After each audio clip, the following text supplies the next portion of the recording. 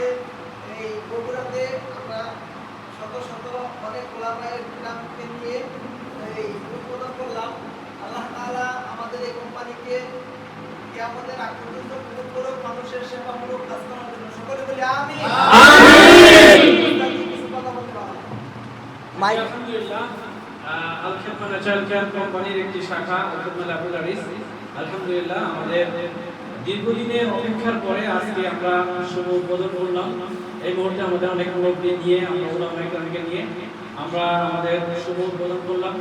তো এই কোম্পানির সাথে যারা সদস্যরা আছেন, যারা যুক্ত আছেন, সবার জন্য শুভকামনা রইল এবং সবাইকে আমরা কোম্পানির পক্ষ থেকে সর্বোচ্চ সাপোর্ট দিয়ে ইনশাআল্লাহ সারা বাংলাদেশ ব্যাপী যেন মানুষের সেবা করতে পারি।